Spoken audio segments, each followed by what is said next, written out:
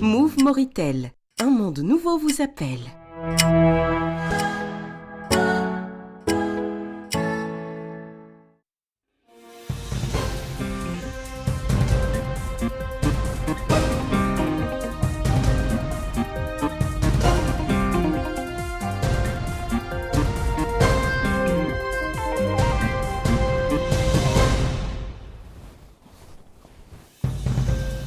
Le Conseil des ministres charge le gouvernement de prendre toutes les mesures nécessaires pour assurer la continuité de l'approvisionnement du marché en produits alimentaires et énergétiques compte tenu de l'évolution de la situation internationale. Le Premier ministre instruit les secteurs concernés de faire preuve de vigilance et de suivi continu et de prendre les mesures proactives nécessaires pour garantir un approvisionnement régulier et stable du marché national. Notre pays et la République de Côte d'Ivoire signent à Nouakchott un mémorandum d'entente visant à développer les échanges commerciaux dans le domaine de l'élevage et de la production d'aliments de bétail.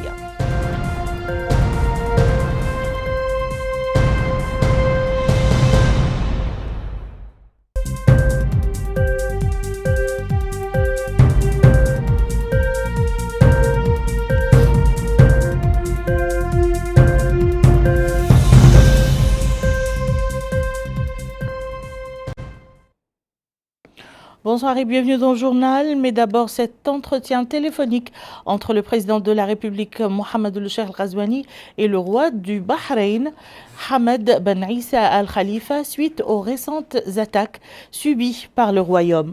Au cours de l'appel, le président de la République a exprimé la pleine solidarité de la Mauritanie avec le royaume du Bahreïn, soulignant sa condamnation de tout acte portant atteinte à sa sécurité, sa stabilité et sa souveraineté. Le chef de l'État a également appelé à la nécessité de faire preuve de retenue, de privilégier le dialogue et de recourir à des solutions pacifiques et diplomatiques pour contenir les tensions, contribuant ainsi à renforcer la sécurité et la stabilité dans la région et à épargner à ces peuples une nouvelle escalade. Venons-en à présent au Conseil des ministres qui s'est réuni ce mercredi sous la présidence de Mohamed El-Cheikh Al-Ghazouani, président de la République. Le Conseil a examiné et adopté les projets de texte suivants. Projet de loi relatif aux archives nationales. Le présent projet de loi a pour objet d'instituer un cadre juridique unifié régissant la collecte, la gestion, la conservation, la protection et la communication des archives nationales, quelle que soit leur date, leur nature ou leur support, notamment papier, électronique ou audiovisuel. Ce projet de loi prévoit l'adoption d'une définition large et moderne de la notion d'archive et la distinction entre archives courantes, archives intermédiaires et archives historiques, tout en consacrant le caractère public et patrimonial des archives publiques. Il fixe également les délais de communication conciliant le droit d'accès à l'information, la protection de la sécurité nationale et le respect de la vie privée. Enfin, le projet de loi établit des mesures incitatives et des sanctions applicables aux responsables des archives publiques. Projet de décret portant nomination du président du Conseil d'orientation de l'Agence nationale de la statistique et de l'analyse démographique et économique.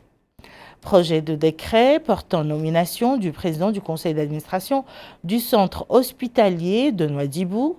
Projet de décret modifiant certaines dispositions du décret numéro 2025-022 du 24 février 2025 portant application de la loi 2022-027 du 12 décembre 2022 portant code de l'électricité. L'article 110 du décret 2025-022 du 24 février 2025 portant application des dispositions de la loi numéro 2022-027 du 12 décembre 2022 portant code de l'électricité dispose qu'en application de l'article 92 de la loi portant code de l'électricité, la restructuration de l'opérateur Somelec doit être achevée 12 mois au plus tard après l'entrée en vigueur du présent décret, c'est-à-dire le 24 février 2026. Par conséquent, le présent projet de décret vise à modifier les dispositions de l'article 110 du décret 2025-022 du 24 février 2025 en remplaçant la période de 12 mois qui s'est avérée insuffisante pour achever la restructuration de la Somelec dans de bonnes conditions par un délai de 24 mois à compter de l'entrée en vigueur de l'amendement du décret. Le projet de décret vise également à fournir une base légale aux archives de la Somelec société mère durant la période de transition. Projet de décret portant concession provisoire d'un terrain à la wilaya de Nouakchott Nord, Muqata'a de Dar Naïm, au profit de la clinique El Hayat.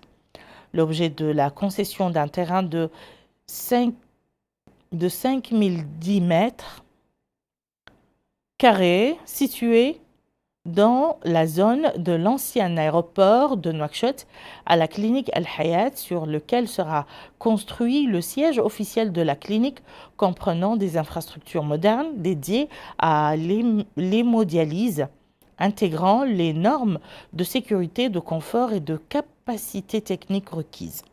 Le projet contribue au renforcement de l'offre nationale de soins spécialisés, à l'amélioration de la prise en charge des patients insuffisants rénaux et s'inscrit dans la politique nationale de la promotion des investissements privés dans le secteur de la santé.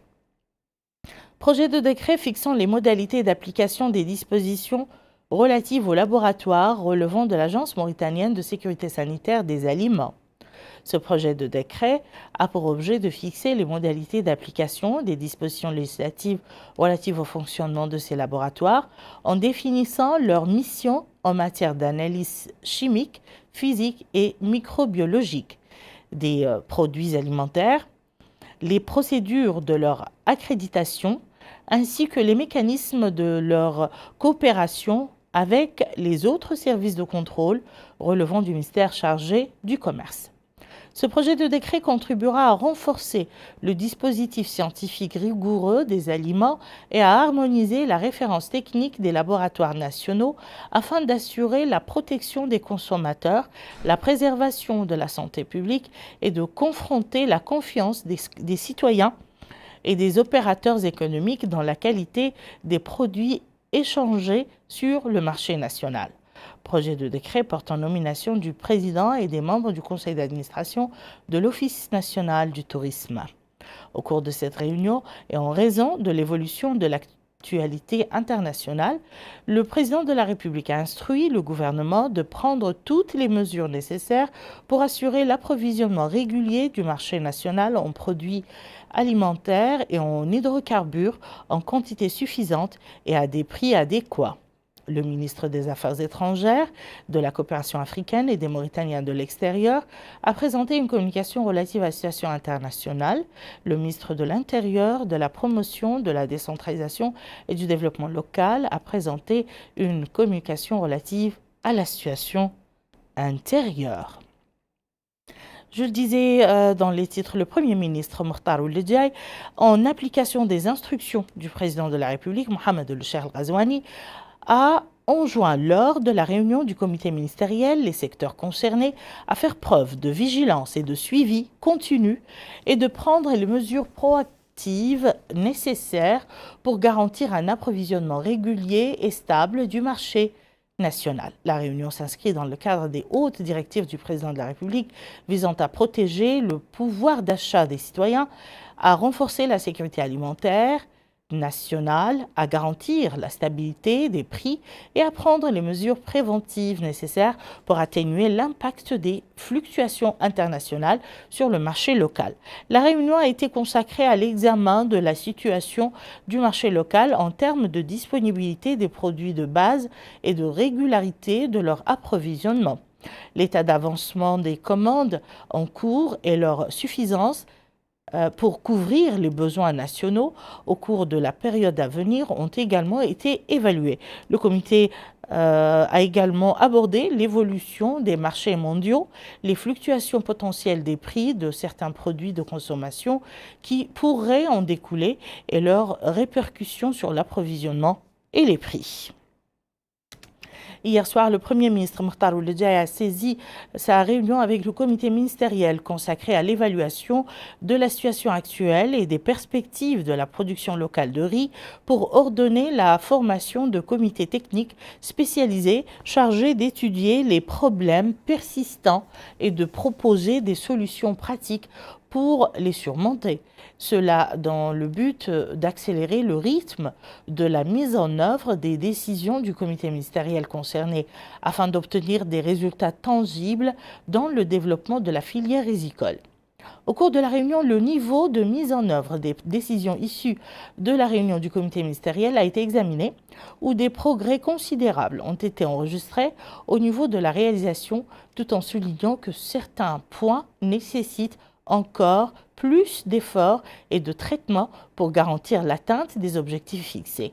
Le Premier ministre a affirmé que la promotion de la production nationale représente une priorité stratégique en application des directives du président de la République, Mohamed El Ghazouani, visant à atteindre l'autosuffisance, à renforcer la souveraineté alimentaire et à soutenir la compétitivité du produit local.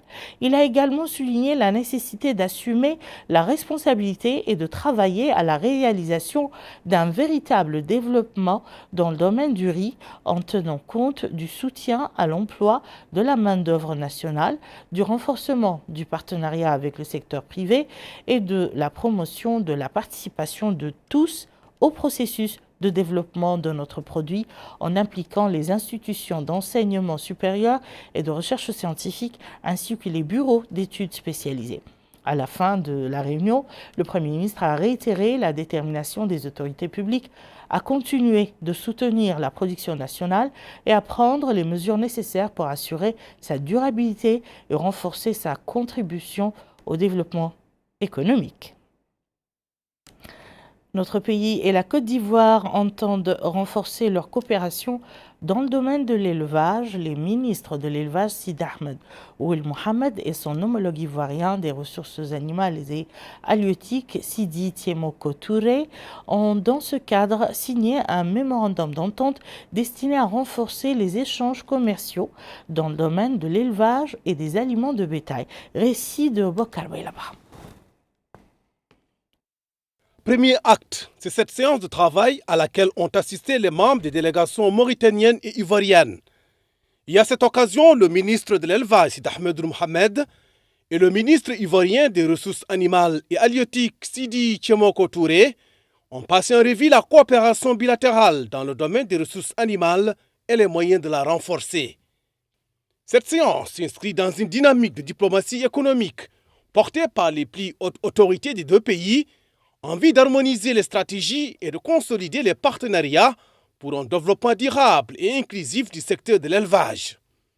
Et l'État mauritanien s'est engagé à assurer tout ce qui est de nature, à répondre à la demande renouvelée du gouvernement ivoirien en matière de fourniture de moutons. Seconde activité, c'est cette visite de la délégation ministérielle au marché du bétail de la Moukata d'Elimina. Sur place, les deux ministres ont été édifiés sur le potentiel animalier, notamment les ovins. Et ce déplacement a permis aux deux ministres de s'imprégner des réalités du terrain en lien avec les circuits de commercialisation, les infrastructures pastorales et les dispositifs sanitaires. A noter que cette rencontre s'inscrit dans une dynamique d'anticipation visant à faciliter l'accès des populations ivoiriennes aux ovins, notamment pendant les fêtes religieuses.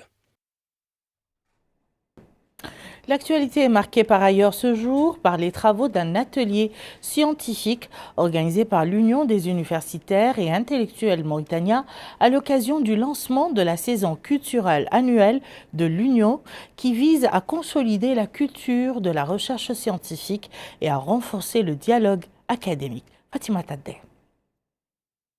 C'est autour du thème rayonnement des cités historiques et structures de la culture chinguitienne que l'Union des académiciens et intellectuels mauritaniens a ouvert son programme annuel 2026 à travers une conférence scientifique consacrée à cet héritage savant. À travers cette initiative, l'Union affirme sa volonté de promouvoir la recherche, d'encourager le dialogue académique et de préserver la mémoire nationale dans ses dimensions arabes et islamiques.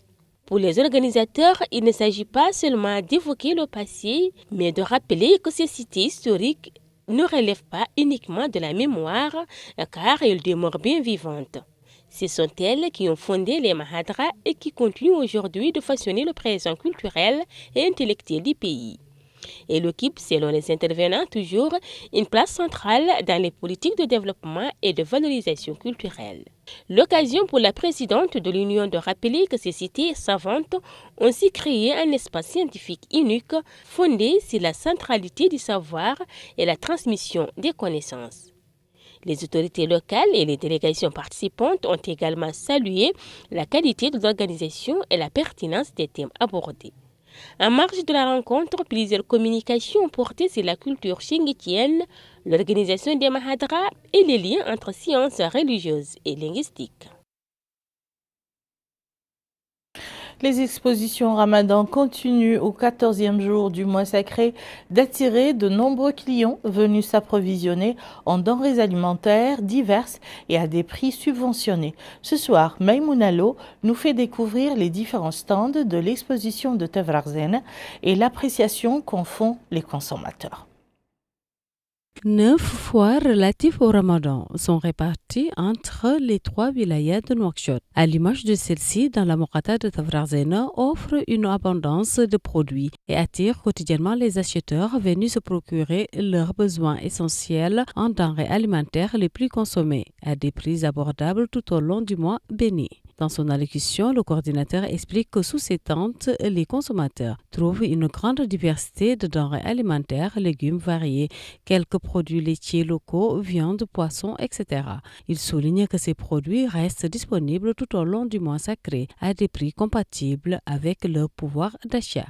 Pour leur part, les acheteurs ont indiqué qu'ils étaient satisfaits et qu'ils voyaient dans cette initiative gouvernementale une démarche positive. Selon eux, la diversité des produits disponibles à des prix abordables constitue un véritable soulagement. Ils ont ajouté que cette accessibilité renforçait leur souhait de voir ces marchés perdurer au-delà de la période du Ramadan. Ces foires constituent ainsi un véritable souffle pour les ménages à revenus limités.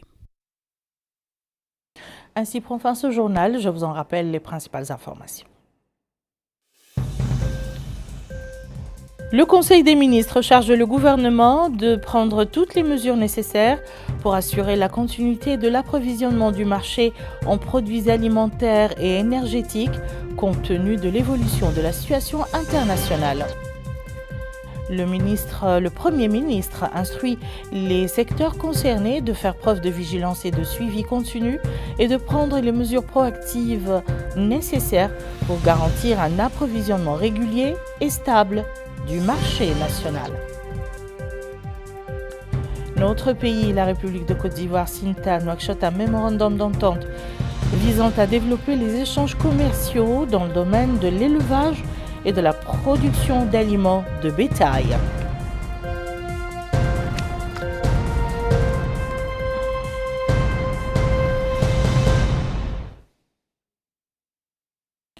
Merci, Madame, Monsieur, de nous avoir suivis. À très bientôt, Inch'Allah.